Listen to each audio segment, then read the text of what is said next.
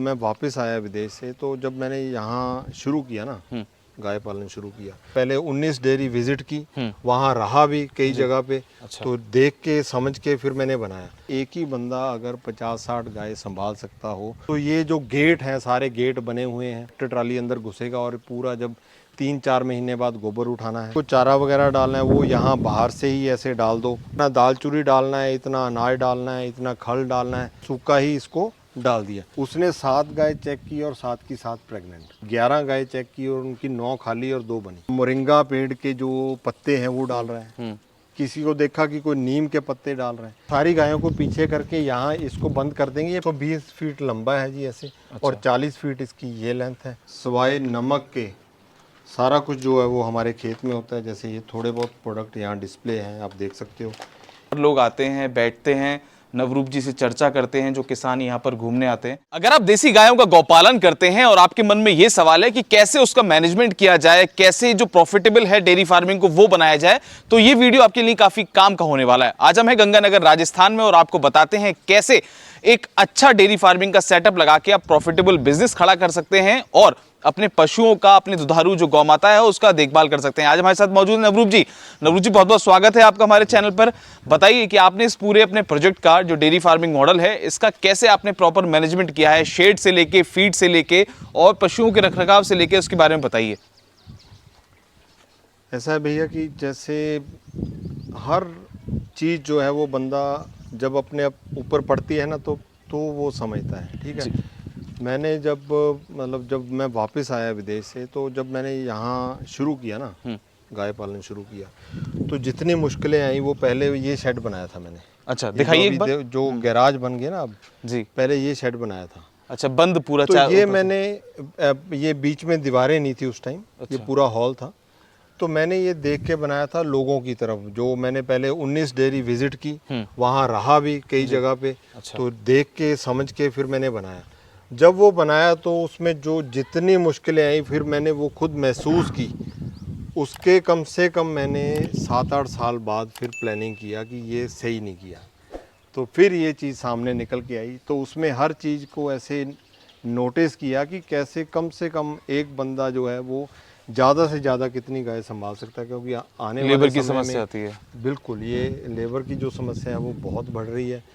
तो इस हिसाब से फिर ये मैनेज किया कि एक ही बंदा अगर 50-60 गाय संभाल सकता हो तो वो कैसे हो। अगर मेरे को खुद संभालनी पड़े तो मैं खुद संभाल सकता हूँ। तो ये जो गेट हैं, सारे गेट बने हुए हैं, इनकी जो डायमेंशंस हैं वो सारी, जैसे ट्रैक्टर ट्राली अंदर घुसेगा और पूरा जब 3-4 महीने बाद गोबर उठाना है। ठीक है। और अगर इनको चारा वगैरह डालना है वो यहाँ बाहर से ही ऐसे डाल दो।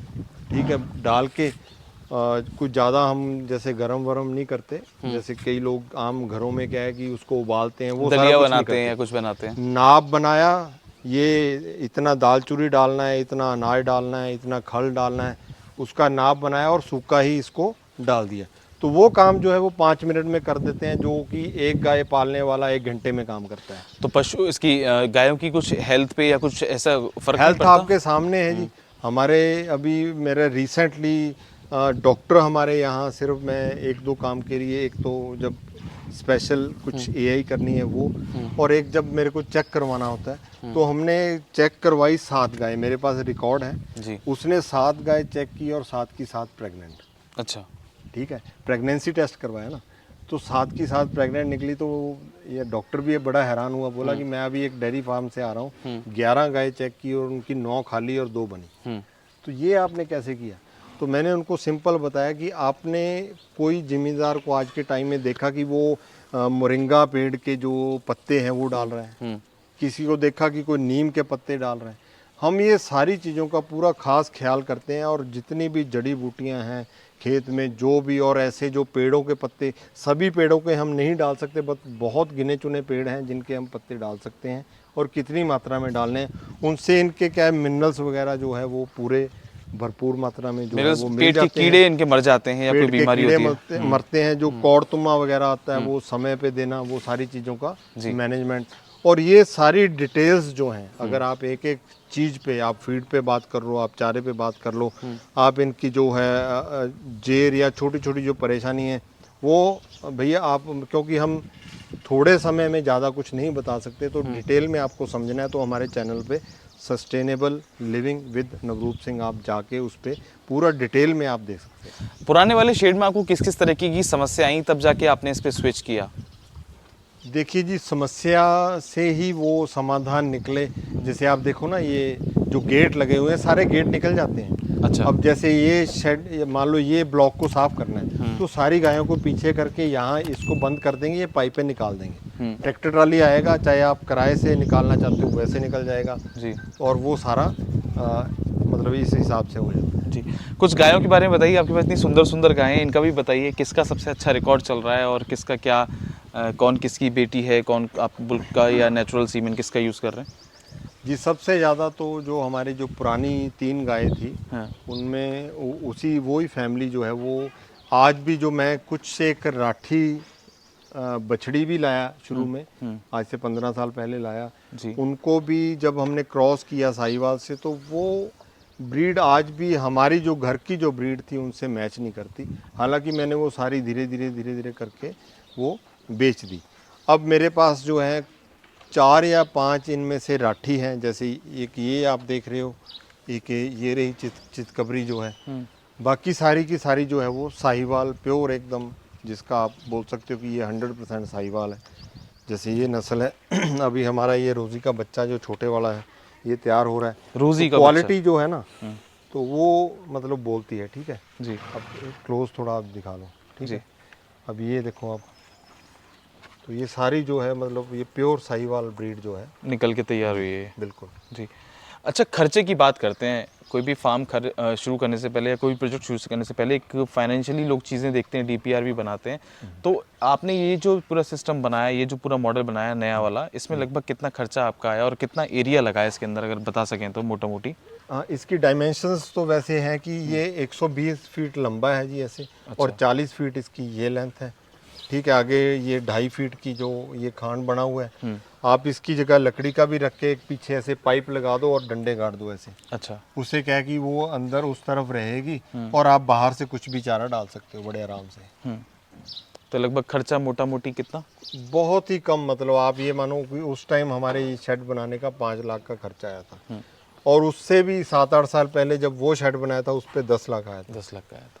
इसमें मिलर आपने जो पिलर या फिर ये जो लिए हैं, ये लोहे के लिए हैं आपने, ऊपर जो गाटर लिए हैं लोहे के लिए जी, और उसके ऊपर आपने लकड़ी या बांस की फूस बिछा रखी कुछ ऐसा? बिल्कुल। उसके ऊपर जो है वो सरकंडा है, सरकंडे के ऊपर मिट्टी डाल के, क्या है कि वो जैसे पेड़ की छाया होती है, हाँ। ऐसे वो हीट अप नहीं होता, तो उससे क्या है कि हमारा पंखे वगैरह लगाने की ज़रूरत नहीं है इन गायों को। ठीक है, वो वैसे ही ठंडा रहता है। जी। क्या मैसेज देना चाहेंगे उन लोगों को जो कोई देसी गायों का फार्म शुरू करना चाहता है? कितने गोधन से शुरू करे और किस तरीके का प्रोजेक्ट लगाए? क्या वो कम गायों से शुरू करे या एकदम विस्तार रूप से 15, 20, 50 या 100 गाय लेके आ सकता है? नहीं, देखिए, अगर आपने थोड़ा बड़ा काम करना है तो आप हमारे फार्म पे आप आके स्टे भी कर सकते हो, और इसकी जो डिटेल जानकारी है आप यहाँ आके, यहाँ भी एक कमरा बना हुआ है, यहाँ रह के दूध निकालने से लेके सारा दिन क्या क्या मतलब दिनचर्या चलती है वो सारा सीख सकते हो। दूसरा, अगर आप यहाँ नहीं आना चाहते तो हमने कोर्सेज शुरू कर दिए हैं, विदिन 1 मंथ वो आपको पता चल जाएगा। भैया के चैनल के माध्यम से भी मैं आपको बता दूं कि हमारे चैनल का नाम सस्टेनेबल लिविंग विद नवरूप सिंह है। उस पे जाके आपको पूरी नॉलेज मिलेगी, और जो कोर्सेज जो हैं, अगर जीरो नॉलेज वाला भी कोई काम शुरू करना चाहेगा गायों पे, तो वो जीरो नॉलेज वाला पूरी डिटेल्ड में सारी वीडियोस जो हैं वो अपलोड कर सकते हैं।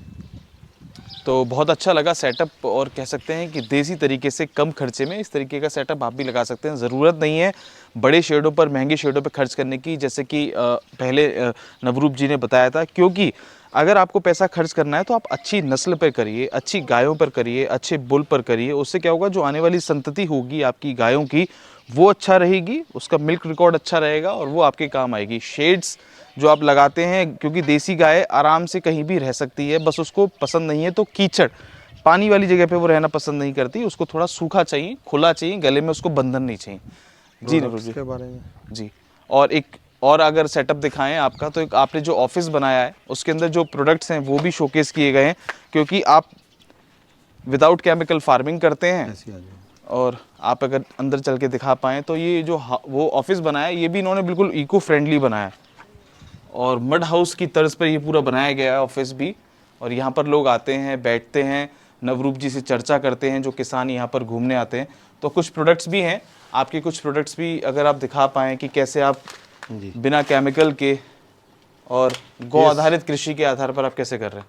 जी, ये सारी जो दालें हैं वो हमारी खेत की हैं। जैसे मैंने जिक्र किया कि हम सवाए नमक के सारा कुछ जो है वो हमारे खेत में होता है। जैसे ये थोड़े बहुत प्रोडक्ट यहाँ डिस्प्ले हैं, आप देख सकते हो। ये चना हो गया, मूंग, हरे रंग का चना हो गया, ठीक है। ये वाइट सफ़ेद वाला जो बारीक चना है, ये पीले रंग की मूंग है, ये मोठ। ये सारी पैकिंग जो है वो हम कोरियर करवाते हैं। और कुछ एक प्रोडक्ट जो वो यहाँ डिस्प्ले हैं जी। तो ये सारे प्रोडक्ट यहाँ डिस्प्ले नहीं है, मतलब थोड़े बहुत जो हैं वो आपको मैं दिखा दूँ। ये जो गेहूं है जी, ये बिल्कुल बारीक, जैसे जिसको पैगंबरी के नाम से, आजकल सोना मोती के नाम से भी जाना जाता है। इसकी डिमांड तो बहुत चल रही है बहुत आजकल। ज़बरदस्त डिमांड है जी।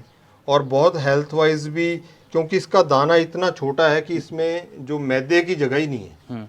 तो मैदा ही जो हर Gluten free मान बीमारी लीजिए। की जड़ जो है वो मैदा है। ग्लूटेन फ्री कह सकते हैं इसको एक बिल्कुल तरीके से। लोएस्ट ग्लूटेन वाली जो गेहूं है।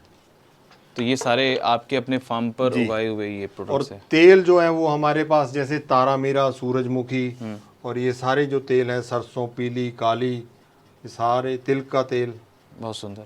तो आप ये जो इसके सीड्स लाते हैं ये भी आप प्रिक्योर करते हैं, लोगों को देते हैं, देसी सीड्स जो हैं, क्योंकि बिल्कुल, आजकल क्योंकि देसी सीड बैंक पे भी काम। इतने सालों से हम जो काम कर रहे हैं ना, बहुत सारे ऐसे लिंक है कि अगर हमें कुछ देसी चाहिए भी तो हमें ये पता है कि 15-20 साल से कोई ऑर्गेनिक फार्मिंग कर रहा है, नेचुरल फार्मिंग कर रहा है, तो वहाँ से आप सीड जो हैं पूरे के पूरे जो वो देसी बीज ही आप यूज़ करो, और यही खाने में आपकी सेहत के लिए सबसे बढ़िया है। बहुत सुंदर। तो बड़ा अच्छा लगा नवरूप जी के आके। आप भी कभी गंगानगर में आएँ या फिर प्लान बनाइए, अगर आप इको टूरिज्म का मॉडल को देखना चाहते हैं, सक्सेस मॉडल देखना चाहते हैं डेयरी फार्मिंग का, एग्रीकल्चर का और एग्री टूरिज्म का, तो आपको नवरूप जी के जरूर आना चाहिए। आपका यूट्यूब चैनल भी है, नीचे डिस्क्रिप्शन और कमेंट बॉक्स में हम यहाँ की पूरी डिटेल दे देंगे। ऐसी तमाम वीडियोस के लिए हमारे साथ बने रहें, देखते रहें खबर किसान की। बहुत इंटरेस्टिंग होने वाली है पूरी सीरीज़। आप हमारे चैनल को ज़रूर सब्सक्राइब कर लीजिए। धन्यवाद।